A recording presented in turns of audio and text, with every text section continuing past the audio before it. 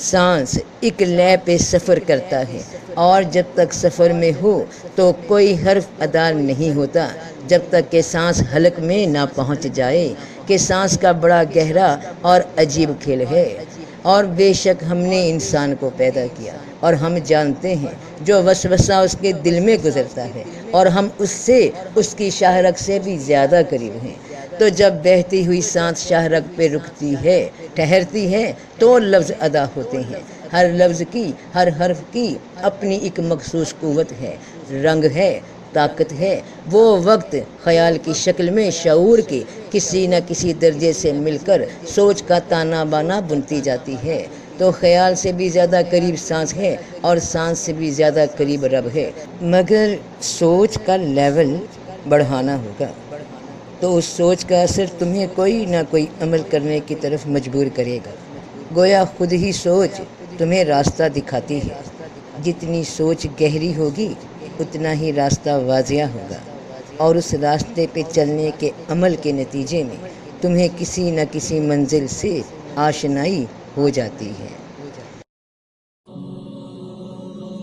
اللہ اللہ اللہ اللہ اللہ اللہ۔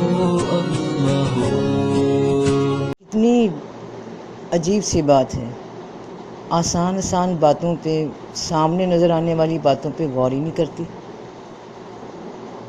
کہ سوچ کا کتنا اثر ہوتا ہے۔ سوچ سے ساری بات شروع ہوتی ہے، جسم تو بعد میں انوالو ہوتا ہے۔ سوچ کہتی ہے کہ بھوک لگی ہے اور اس بھوک کے تحت پھر ہم فٹافٹ کچھ کھانا بنانا لگ پڑتے ہیں کہ جسم کو طاقت جائے۔ یعنی کہ سوچ نے جو اثر ڈالا اس پہ میں نے عمل کیا، اس عمل کرنے کے بعد کوئی نتیجہ نکلا کہ زیادہ کھا لیا یا کم کھا لیا، پیٹ بھرا یا نہیں بھرا، بدہضمی ہو گئی نہیں ہو گئی، لیکن یہ بات تو پھر اٹل ہے کہ سوچ اثر دکھاتی ہے، ایسا اثر دکھاتی ہے کہ ہم کوئی عمل کرنے پہ مجبور ہو جاتے ہیں اور عمل کرنے کے بعد نتیجہ آ جاتا ہے۔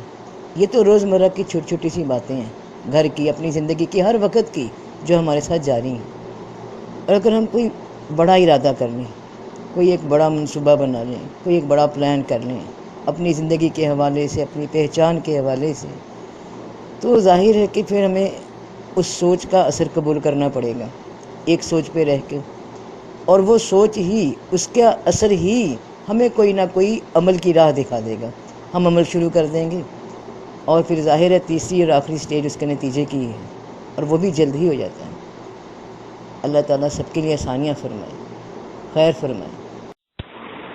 گہرا سانس شعور کی کسی ایک سوچ کا مکمل علم تم تک پہنچاتا ہے اور ادھورا سانس علم ادھورا رکھتا ہے۔ گویا ایک گہرا سانس ایک مکمل سوچ ہے۔ جب گہرا سانس لو تو اس کو پلٹنے سے پہلے کچھ دیر کے واسطے اسی مقام پہ روک لو، ٹھہرا دو، تاکہ سوچ کا وہ علم تم میں جذب ہو جائے اور اس کا اثر لاشعور میں محو ہو جائے، اور پھر یہ اثر تم خواب کی حالت میں یا بیداری کی حالت میں باطنی آنکھ میں محفوظ اس علم کے نتیجے میں دیکھتے جاؤ گے۔ کہتے ہیں کہ ضرورت ایجاد کی ماں ہے۔ بھوک بھی تو ایک ضرورت ہی ہے، اور انسان اس سوچ کے تحت کچھ نہ کچھ کھانے پہ مجبور ہو جاتا ہے۔ جب بھی کوئی لازمی ضرورت تمہاری سوچ بن کر تمہارے پہ اثر ڈالتی ہے تو تم اس کے نتیجے میں کچھ نہ کچھ عمل کرتے ہو، اور وہ عمل تمہاری ضرورت پوری کر دیتا ہے۔ غور کرنے والی بات یہ ہے کہ تم اپنی زندگی میں جن چیزوں سے یا خواہشات سے محروم رہے، کیا تم نے انہیں اپنے لیے ضروری نہ سمجھا تھا؟ اگر ایک عام ضرورت کی طرح انہیں بھی ضروری سمجھا ہوتا تو وہ سب تمہیں آج میسر ہوتا۔ جتنے تمہارے ارادے میں، سوچ میں طاقت ہے، جنون ہے، شوق ہے، اتنا ہی جلدی تم اپنی منزل سے قریب تر ہوتے جاتے ہو، مگر سوچ کا لیول بڑھانا ہوگا تو اس سوچ کا اثر تمہیں کوئی نہ کوئی عمل کرنے کی طرف مجبور کرے گا۔ گویا خود ہی سوچ تمہیں راستہ دکھاتی ہے۔ جتنی سوچ گہری ہوگی اتنا ہی راستہ واضح ہوگا اور اس راستے پہ چلنے کے عمل کے نتیجے میں تمہیں کسی نہ کسی منزل سے آشنائی ہو جاتی ہے۔ اگر آپ کسی ایسے کمرے میں ہوں جہاں آکسیجن یعنی ہوا کی آمد و رفت کم ہو تو یقیناً آپ کو سانس لینے میں دقت ہوگی۔ خدا نخواستہ اگر ہوا بالکل ہی بند ہو جائے تو جسم کی موت واقع ہو جاتی ہے۔ مراقبے میں سانس کی مشقوں کو بڑی اہمیت حاصل ہے۔ سانس کا کیا تعلق ہے مراقبے کے ساتھ؟ وہی تعلق ہے جو سانس کا جسم کے ساتھ ہے۔ مراقبہ کیا جاتا ہے کسی ایک نقطے پہ اپنی سوچ کو، اپنے خیالات کو ٹھہرا دینا۔ انسان کے شعور کے کل 7 درجے ہیں۔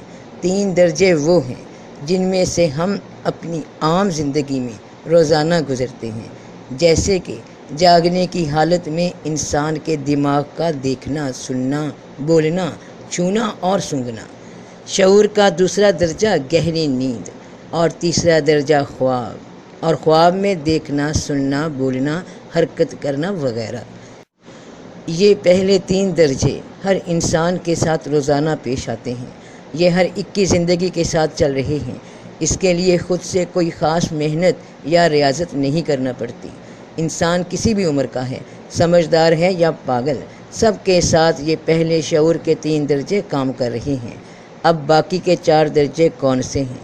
اور یہی شعور کے وہ درجے ہیں، وہ سٹیٹس ہیں، وہ کانشیسنس کی حالت ہے جو عام طریقے سے روزمرہ زندگی میں پہلے 3 درجوں کی طرح کام نہیں کرتی، بلکہ وہ موجود تو ہیں، مگر اس کے لیے انسان کو عام شعوری سطح سے اٹھ کر خاص حالت میں داخل ہونا پڑتا ہے۔ شروع میں میں نے بات کی کہ آکسیجن سے متعلق اور مراقبے میں سانس سے متعلق۔ تو جب آپ شعور کی اگلی منزلوں میں داخل ہونا چاہتے ہیں تو تب تک داخل نہیں ہو سکتے جب تک آپ گہرے سانس وہاں تک نہیں پہنچاتے۔ عام زندگی میں بہت کم لوگ ہیں جو ہر وقت گہرے سانس لیتے ہوں، سوائے یوگا یا مراقبے کرنے والے۔ تو جتنا سانس گہرا لیا جائے اتنا ہی وہ دماغ کی آخری سطح تک پہنچتا ہے جہاں سوچ کا تعلق ہے، اور یہی وجہ ہوتی ہے کہ مراقبے کے دوران گہری سانس کی مشقیں تجویز کی جاتی ہیں تاکہ شعور کے ہر درجے میں تحریک پیدا ہو سکے، سوچ کسی ایک مقام پہ ٹھہر سکے، وہ خود بخود عمل میں آ جائے۔ جس طرح شعور کی پہلی 3 سٹیج بنا آپ کی اپنی کوشش کے چل رہی ہیں، ہم میں سے بہت سے لوگ سانس جلدی لیتے ہیں اور گہرا نہیں لیتے، تو ان شعور کی باقی 4 سطحوں کا بالکل وہ حال ہو جاتا ہے جیسا کہ کسی ایسے بند کمرے میں بند ہیں جہاں ہوا بہت کم آ رہی ہے، اور وہ جسم، وہ وجود، وہ شعور، وہ سوچ بمشکل زندہ رہنے کے قابل ہو۔ تو ان سوئی ہوئی شعوری حالتوں کو، درجوں کو اگر جگانا ہو تو اپنی عام زندگی میں گہری سانس لینا شروع کر دو۔ سانس کو ناک تک ہی مت رکھو، بلکہ ناک سے اوپر جہاں تک لے جا سکو پہنچاؤ۔ گویا زندگی ان 4 شعوری درجوں تک پہنچاؤ جو اس وقت نیم مردہ حالت میں تمہارے اندر موجود ہیں، کیونکہ ان تک مناسب آکسیجن نہیں پہنچ رہی۔ تو کل شعوری درجوں کے نام کیا ہیں؟ نمبر 1 شعور جاگنے کی حالت، دوسری گہری نیند، تیسرا خواب دیکھنا، چوتھا ماورائی شعور، پانچواں کائناتی شعور، اور چھٹا خدا کا شعور، اور ساتواں اور آخری اور بلند ترین مقام اتحادی شعور۔ سانس کا بڑا گہرا اور عجیب کھیل ہے، زندگی سے بھی، سوچ سے بھی، شعور سے بھی۔ رب پاک فرماتے ہیں کہ اور ہم ہی نے تمہارے اوپر 7 آسمان بنائے ہیں اور ہم بنانے میں بے خبر نہ تھے۔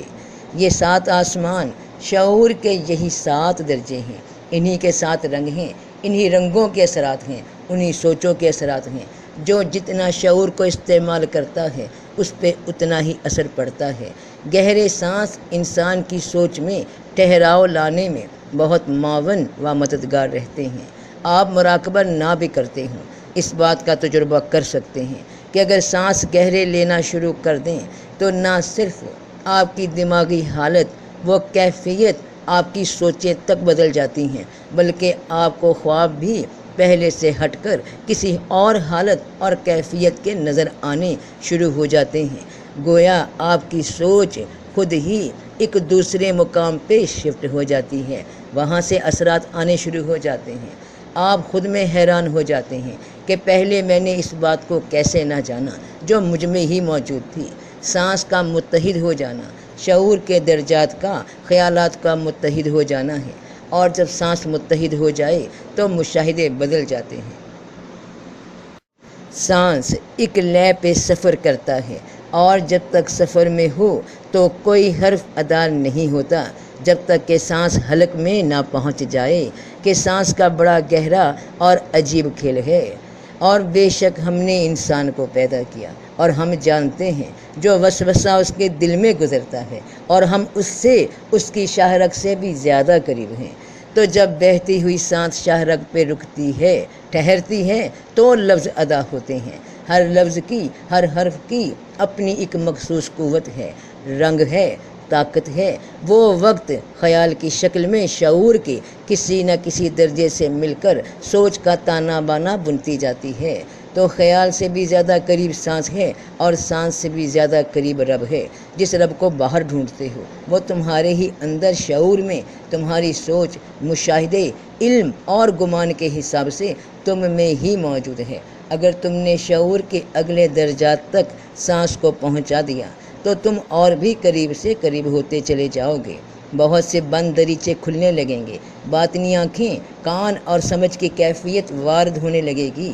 تمہیں ایک بار خود پہ یہ وقت دینا ہوگا، تو ہی زمان و مکان سے پرے اس مقام تک پہنچ سکو گے جہاں شعور کے اگلے درجات کا سفر ہے۔ یہ زمان و مکان تم سے باہر نہیں، یہ زمان و مکان تمہارے ہی وہ 4 اگلے درجے ہیں جہاں تک تم بھی سوچ کو نہیں لے جا رہے۔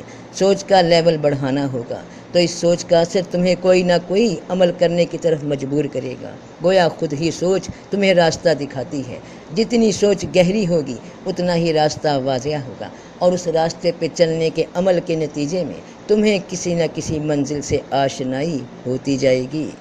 تو سب کا بھلا، سب کی خیر، جیتے رہو بہن بھائیوں، بیٹے بیٹیوں، فی امان اللہ۔